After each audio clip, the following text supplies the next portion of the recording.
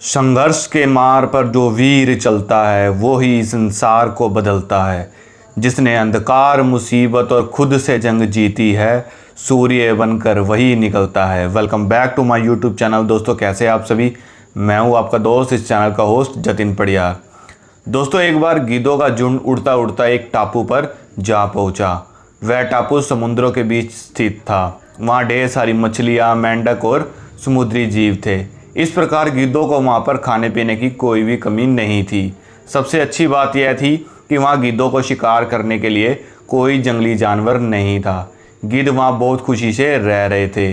इतना आराम अपने जीवन में उन्होंने पहले कभी नहीं देखा था।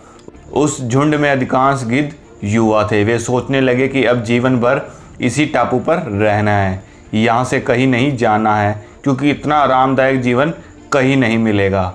लेकिन उन सबके बीच में एक बूढ़ा गिद्ध था। वह सब युवाओं को देखता रहता था और चिंता में रहता था। वह सोचता था कि यहाँ के आरामदायक जीवन के कारण युवा गिद्धों पर क्या असर पड़ेगा।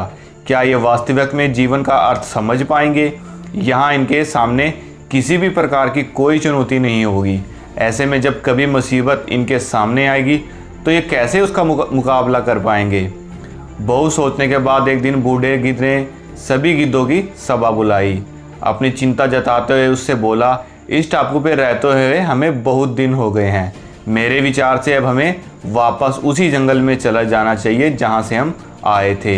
यहाँ हम बिना चुनौती के जीवन जी रहे हैं। ऐसे में हम कभी भी मुसीबत के सामने तैयार नहीं हो पाएंगे। युवा गिद्धों ने उसकी बात सुनकर अनसुनी कर दी और उन्हें लगा कि बढ़ती उम्र के कारण बूढ़ा गिद्ध सठिया गया है, इसलिए ऐसी बेकार बातें कर रहा है। उन्होंने टापू की आराम जिंदगी को छोड़ने से मना कर दिया। बूढ़े गिद्ध ने उन्हें समझाने की बहुत कोशिश की। तुम सब ध्यान नहीं दे रहे हो कि आराम की आदी हो जाने के कारण तुम लोग उड़ना भी भूल चुके हो। ऐसे में मुसीबत आई तो क्या करोगे? मेरी बात मानो और मेरे साथ चलो। लेकिन किसी ने भी बूढ़े गिद्ध की बात नहीं मानी। बूढ़ा गिद्ध अकेला ही वहाँ से चला गया और कुछ महीने बीते।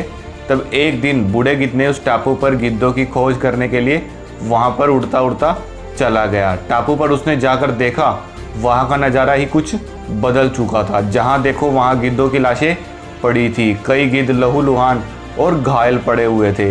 हैरान बूढ़ा गिद्ध ने घायल गिद्ध से पूछा, ये क्या हो गया? तुम लोगों की ये हालत कैसे हुई? घायल गिद्ध ने जवाब दिया, आपके जाने के बाद हम इस टापू पर बड़े मज़े से ज़िंदगी जी रहे थे, लेकिन एक दिन एक जहाज़ यहाँ पर आया।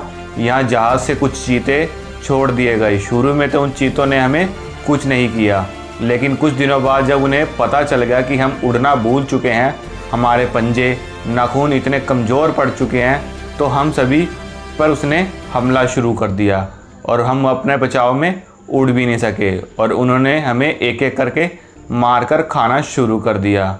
उनके ही कारण हमारा ये हाल हो चुका है।